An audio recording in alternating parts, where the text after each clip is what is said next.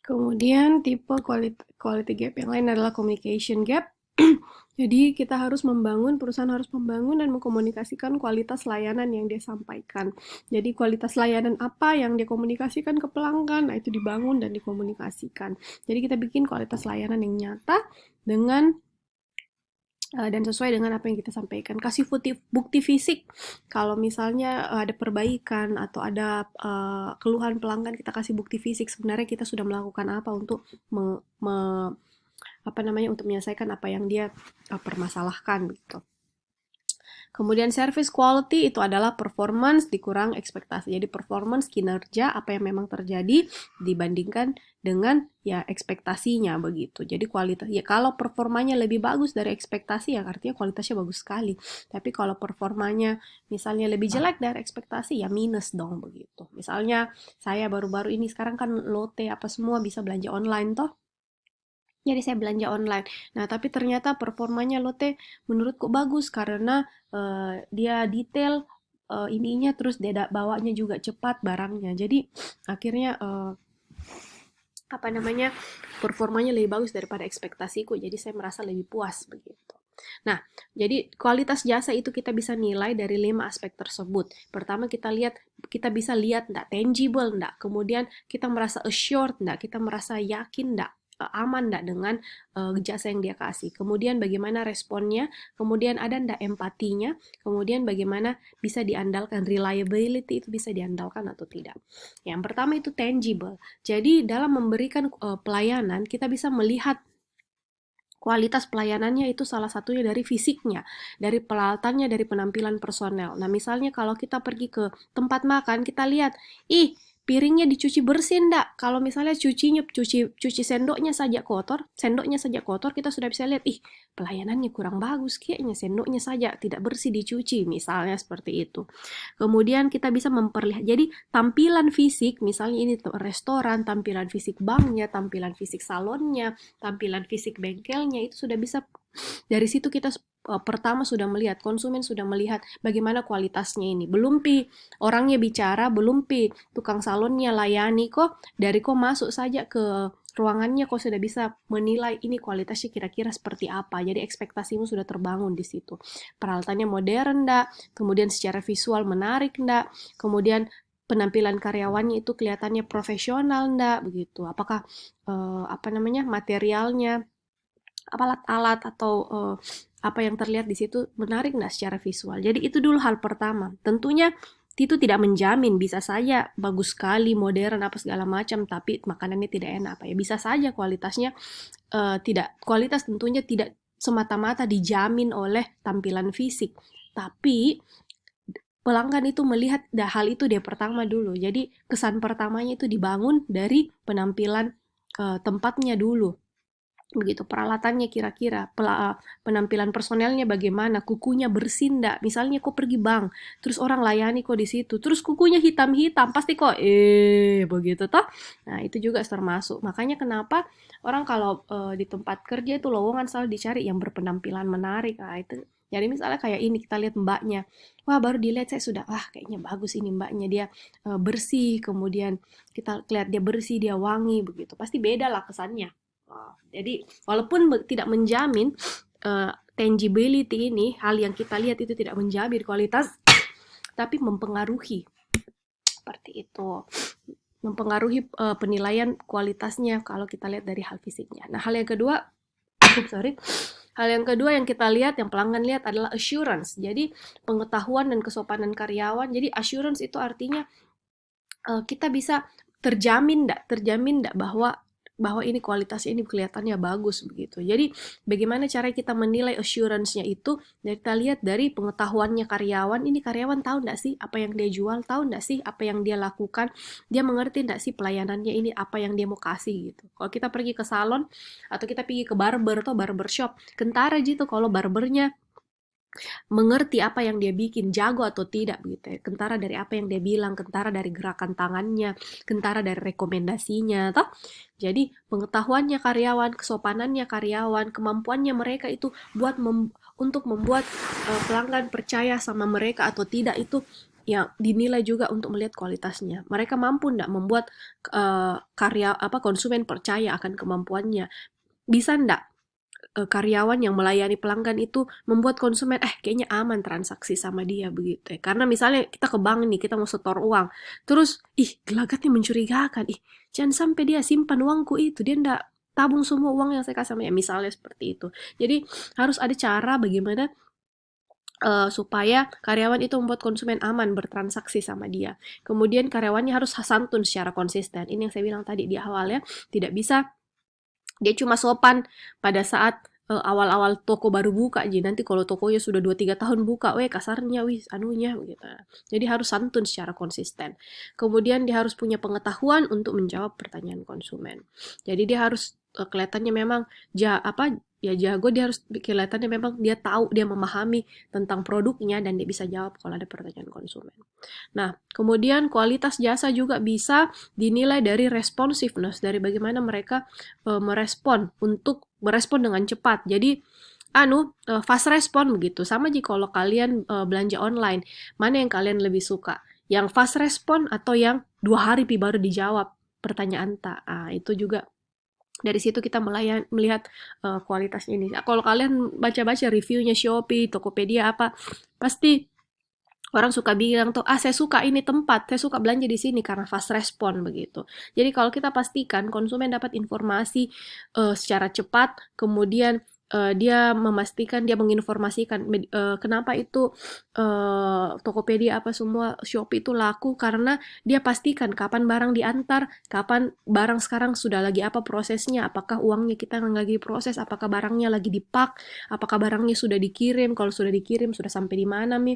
Nah itu kan konsumen dapat informasi kapan dia kapan dia sedang mendapatkan ini layanan yang disediakan gitu.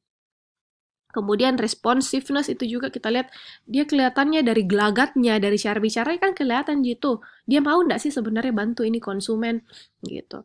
Kalau dia bicaranya malas-malas, atau misalnya sama tau kalau kita ke toko, terus mbak ada ini nggak? Terus dia kayak langsung nggak ada, dia nggak cek dulu atau apa. Kita kelihatan bahwa dia nggak mau bantu konsumen gitu. Dia nggak mau bantu kita. Nah kemudian dia siap nggak untuk merespon permintaan konsumen. Nah, kemudian kualitas jasa juga bisa dinilai dari empatinya. Kita bisa lihat ini ini pegawai ini peduli nggak sih, perhatian nggak sih pada konsumen secara individual begitu. Dia kalau bicara sama kita, makanya sekarang perusahaan itu banyak kalau kita baru datang misalnya ke bank, terutama ke bank sebenarnya, di mana lagi biasa kita ditanya, maaf ibu namanya siapa? Baru, oh iya saya Ibu Ella. Oke Ibu Ella, terima kasih ya. Maaf ya Ibu Ella, Anda harus tunggu sebentar. Ibu Ella mau ndak Ibu Ella begini. Jadi dengan disebut namanya konsumen merasa, oh iya dia perhatikan Kak memang. Jadi kelihatannya lebih berkualitas begitu rasanya dibandingkan dengan kalau kita tidak ditanya, tidak ditahu namanya begitu. Jadi dia kayak tidak menunjukkan kepedulian seperti itu. Aduh maaf ya. Ini saya kalau jam-jam tertentu suka alergi, jadi makanya ya sudah. Kemudian jadi dia bicara, bagaimana cara bicaranya, kira-kira penuh perhatian enggak, kira-kira dia bicaranya acuh tah acuh enggak. Kita bisa melihat ketika kita pergi ke ke tempat restoran atau ke bank atau ke tempat bisnis jasa lainnya, kita bisa lihat itu pegawainya peduli enggak dengan kita, dengan cara bicaranya begitu. Apakah dia acuh tak acuh atau memang dia layani kita kelihatannya dengan sepenuh hati begitu. Ini ya. Jadi having customer best interest dengan at heart itu maksudnya ini kita lihat ini orang-orang melayani kita dengan hati atau tidak. Biasanya terasa gitu. Jadi situ salah satu aspek kualitas. Aspek kualitas yang terakhir adalah keandalan, reliability. Bisa diandalkan enggak? Kita bisa enggak sih percaya bahwa kita akan diberikan pelayanan sesuai janjinya secara akurat. Jadi kita tahu kalau kita pergi ke sini kita akan mendapatkan pelayanan yang bisa diandalkan atau tidak. Perusahaan ini konsumen bisa nilai dia akan sediakan jasa sesuai janji atau tidak. Kemudian bisa enggak dia diandalkan untuk selesaikan masalahnya konsumen. Bisa enggak diandalkan pada pertemuan pertama satu kali saya pergi langsung bagus begitu ya. Tidak harus 10 kali saya ke sana baru dia betul-betul layani Kak dengan baik kan. Tidak bisa seperti itu. Jadi kualitas itu pada saat kapan satu kali konsumen datang langsung bagus. Karena kalau kita tidak langsung kasih bagus di pertemuan pertama konsumen datang, dia nggak datang lagi begitu ya. Misalnya kita baru buka salon, Kemudian datang konsumennya. Kalau dia tidak puas, dia akan datang lagi besoknya begitu. Atau di waktu-waktu yang lain. Jadi pada saat pertama kali konsumen datang, kita harus layani secara tepat. Makanya kita harus melayani secara tepat selalu setiap saat secara konsisten. Karena kapan kita tidak, ya nanti orang tidak datang lagi. Kemudian kita harus sediakan layanan tepat waktu dan kita harus punya record error free. Nah, ini pros and cons-nya service quality. Pro-nya adalah ya service quality itu berdasarkan pendekatan empiris yang kuat, kemudian memungkinkan manajer untuk mengukur kualitas layanan. Tapi kekurangannya adalah penilaian terpisah dari persepsi dan harapan serta memakan waktu. Kemudian ada inflasi harapan. Jadi harapan itu bisa saja jadi terlalu tinggi. Nah, kemudian keandalan dan validitas yang lebih rendah dibandingkan ukuran hanya. Konsekuensi service quality, jadi ini tadi kelima hal yang kita lihat tadi, tangible, assurance, responsiveness, empathy, reliability, itu mempengaruhi service quality. Nah ini tentunya service quality dibarengi dengan product quality dan dibarengi dengan harga. Ketiga hal inilah yang nanti mempengaruhi kepuasan konsumen. Nah, kepuasan konsumen kalau dia puas, jadi kepuasan konsumen itu dari apa yang dia terima dari perusahaan, kemudian faktor-faktor situasi, kemudian faktor-faktor personal lainnya. Nah, ini yang nanti menghasilkan customer loyalty gitu. Jadi konsumen loyal atau tidak sama perusahaan bergantung dari aspek-aspek ini. Jadi kita lihat di sini bagaimana kualitas pelayanan itu akan mempengaruhi loyalitas konsumen begitu, kesetiaan konsumen. Konsumen setia ndak sama produknya kita, dia akan datang lagi ndak beli barangnya kita begitu. Nah, kalau misalnya kayak jasa dokter, pelayanan kesehatan, klinik kecantikan, kalau pelayanan bengkel, bank begitu, apa produknya ya pasti juga kalau kalian sudah belajar pemasaran, kalian ingat di pemasaran itu jasa itu, yang namanya jasa itu kan ada berbagai derajat. Ada yang memang 100% jasa, ada yang jasa dan produk. Jadi kayak bank, dia selain kasih jasa, dia juga kasih produk. Apa produknya? Ya kau dapat kartu ATM, kau dapat buku tabungan, kau uangmu disimpan di brankas. Jadi ada memang barang fisik yang kita konsumsi berbarengan dengan jasa. Ini maksudnya di situ. Jadi kalau kita bicara tentang jasa, jadi coba kalian masih ingat nggak belajar ini? Kalian ingat dulu pernah belajar pemasaran di semester 3. Nah, bauran jasa itu ada barang nyata murni jadi 100% jasa. Kemudian ada barang yang didampingi dengan jasa, jadi misalnya kayak lote, kayak barang, apa namanya, kalian beli sepatu apa semua, itu kan sebenarnya kalian beli barang. Tapi ada ndak jasa yang kalian konsumsi ketika kalian beli sepatu? Ada. Bagaimana dia layani kok ketika kok bertanya, bagaimana dia layani kok ketika kok cari nomor sepatu, cepat ndak dia cari sepatunya atau lama. Kemudian bagaimana ada tempat duduknya ndak waktu kok pergi beli sepatu gitu. Jadi barang didampingi jasa. Kemudian hybrid 50% barang, 50% jasa. Ada jasa yang didampingi dengan barang, kemudian ada jasa murni. Jasa murni kayak konsultasi finansial lewat telepon, nah itu betul-betul cuma jasa. Nah, jadi ini yang dimaksud tadi di sini.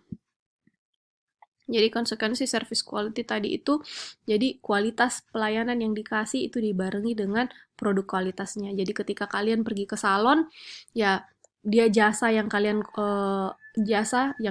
konsumsi ketika kalian mau cukur itu dibarengi dengan bagaimana kualitas cukurannya, maksudnya alat cukurnya, kemudian kualitas foamnya atau samponya, conditionernya gitu. Samponya bikin gatal ndak? Maksudnya mungkin masnya cukurnya bagus sekali, tapi ternyata samponya bikin alergi ya, pasti kok ndak puas kalau seperti itu toh. Jadi ini adalah konsekuensi service quality. Bagaimana service quality itu bergabung dengan hal-hal lain, dengan produk quality dan price untuk mempengaruhi customer satisfaction yang kemudian akan mempengaruhi customer loyalty. Kemudian ada juga e-service, jadi walaupun jasa, apalagi sekarang kita konsumsi lewat internet, nah tapi situs web itu memfasilitasi pembelian, dan pengiriman yang efisien dan efektif. Walaupun e-service, walaupun jasanya dikonsumsi secara elektronik, nah ada juga ini. Wah, kayaknya kita harus lanjut part 5, tapi part 5 pendek, Ji. Tunggu nah.